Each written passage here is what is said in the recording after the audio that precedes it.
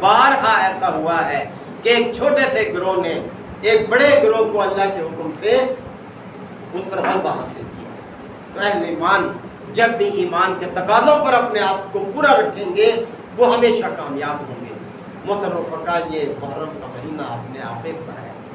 ہمارے ساتھ روز بروز حادثات پے در پے پیش آ رہے ہیں اور یہ حادثات آتے رہیں گے جب تک ہم اپنی کیفیت کو نہیں بدلیں، جب تک ہم ایمان کے تقاضوں کو پورا نہیں کریں. ابھی کل پرسوں ہی یہ واقعہ جو پیش آیا، آپ جانتے ہیں کہ فلسطین ایک مسلم ریاست، مسلم علاقہ ہے اور وہاں پر کب سے یہ ظلم و ستم جاری ہے.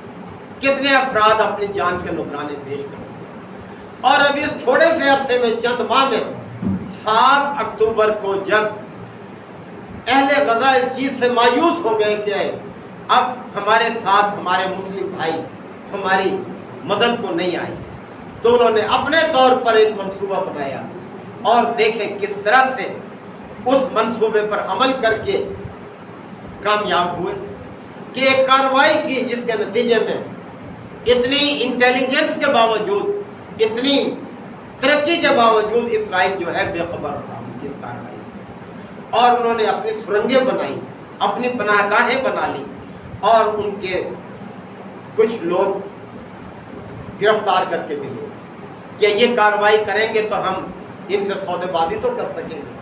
آج تک نہیں چھڑا سکا. 7 اکتوبر کو وہ کارروائی کی تھی انہوں نے. 7 اکتوبر کو آپ دیکھ لیں کہ اب تک 7 مہینے سے زیادہ ہوئے.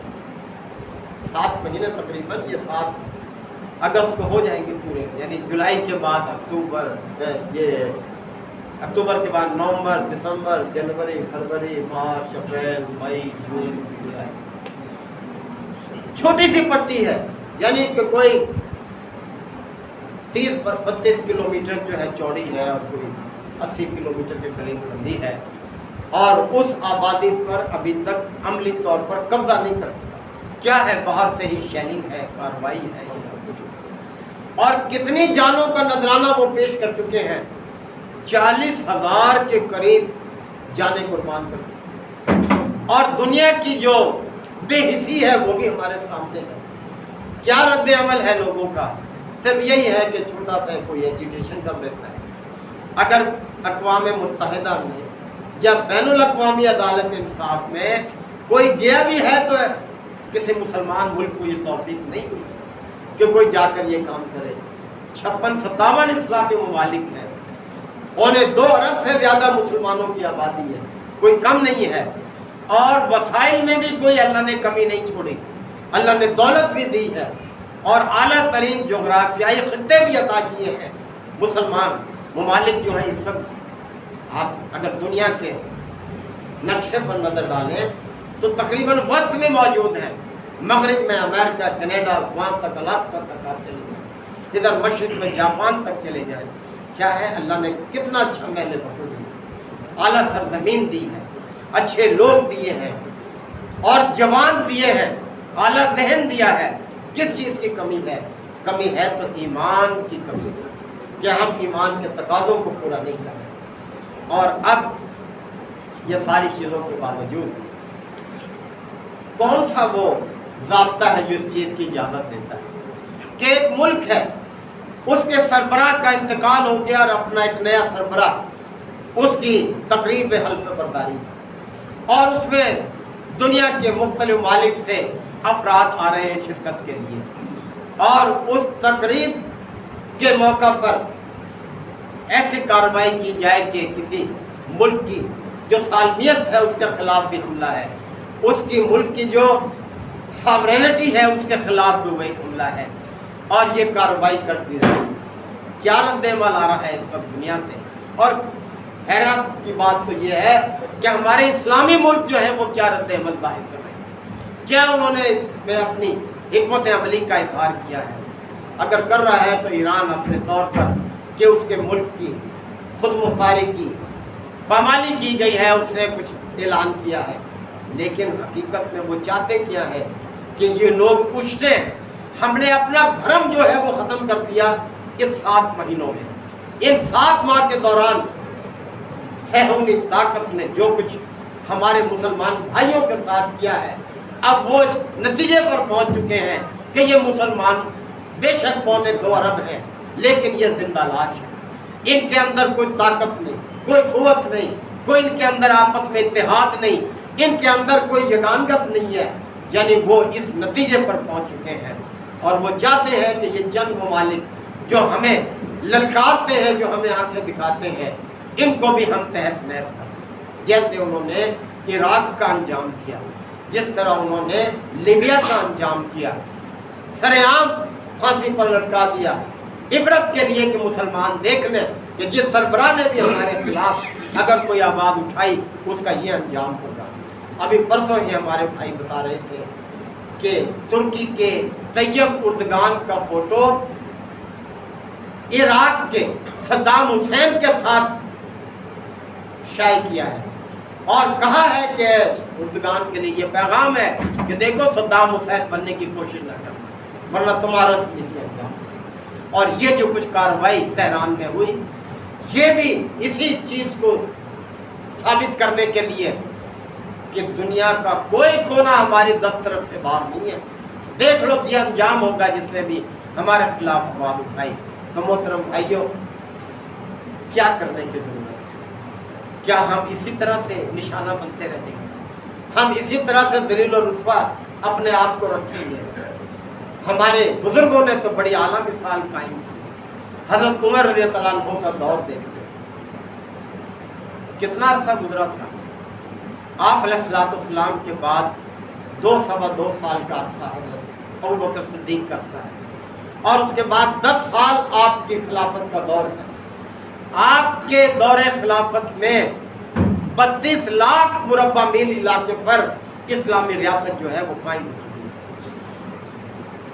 ایران اور روم کے سلطنتیں کس طرح سے آپ کے نام سے کانپتی تھی، آپ نے دیکھے کس طرح سے ہوا اور کیا مثال قائم کی ہے ہمارے لیے۔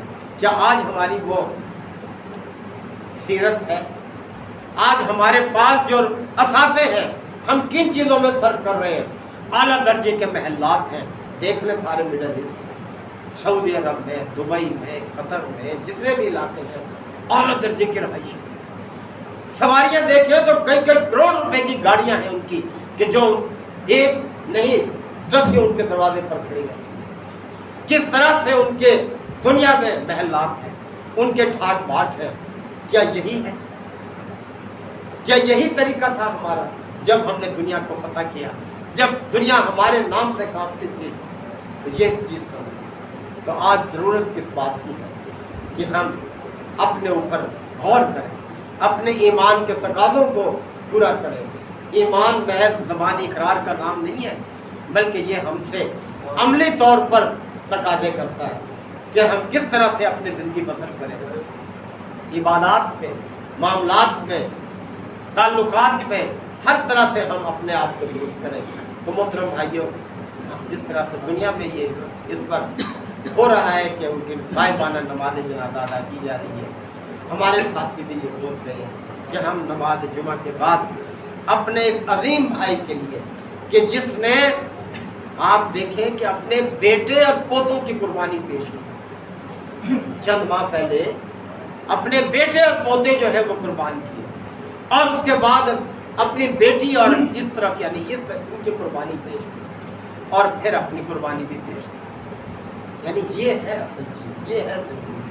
اللہ نے اسی لوگوں کے لیے فرمایا کہ وَلَا تَقُولُوا لِمَن يُقْتَلُ فِي سَبِيلِ اللَّهِ أَمْوَاتٌ، اللہ کے راستے میں جو لوگ اپنی جانیں قربان کر دیں ان کو مردہ مت کہہ، منع کر دیں، بل احیاء، بلکہ وہ زندہ ہیں، وَلَٰكِن لَا تَشْعُرُونَ، اور تمہیں ان کی زندگی کا شعور ہی نہیں ہے، وہ تو زندہ ہے۔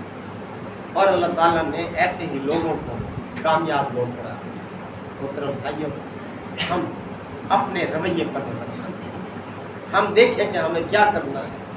ابھی میں اقبال کو مصرع بھائی انصر صاحب کو سنا رہا تھا کہ تو اے مرغے چمن اڑنے سے پہلے پرفشاں ہو جائے۔ مرغ پرندہ کیا اڑے گا اگر اس کے پروں میں گرد موجود ہوگی؟ آج ہمارے پر کس چیز سے گرد آلود ہے ہم کہتے ہیں یہ شیعہ ہے، یہ سنی ہے، یہ بریلوی ہے، یہ دیوبندی ہے، یہ اہل حدیث ہے. ان چیزوں نے ہی ہمیں الجھا رکھا ہے. تو اگر ہم اڑنا چاہتے ہیں تو ہمیں یہ گرد، یہ غبار جھاڑنا ہوگا، اس سے اپنے آپ کو بالا تر کرنا ہوگا. اللہ کی مدد اور نصرت ہر وقت تیار ہے اپنے بندوں کے لیے. کہتے ہیں نا آج بھی ہو اگر ابراہیم کا سائمہ پیدا، آگ کر سکتی ہے انداز گلستان پیدا. وہی خدا آج بھی ہے جو ابراہیم کے وقت میں تھا. جس خدا نے ابراہیم کے لیے اس آگ کو گلستان بنا دیا، وہ آج بھی ہمارے لیے اسی طرح سے تیار ہے.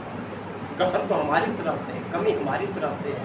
تو ہم اپنے بھائی کو خراج عقیدت پیش کرنے کے لیے، اس کے لیے دعائے مغفرت کے لیے انشاءاللہ نماز جنازہ غائبانہ ادا کریں گے. نماز جمعہ کے بعد اللہ تعالیٰ ان کے درجات کو بلند کرے، اور جو مقصد، جس مقصد کے خاطر انہوں نے یہ عظیم قربانی دی، اس مقصد کو پورا کرنے کی ہمیں توفیق عطا فرمائے. وآخر دعوانا ان الحمد للہ.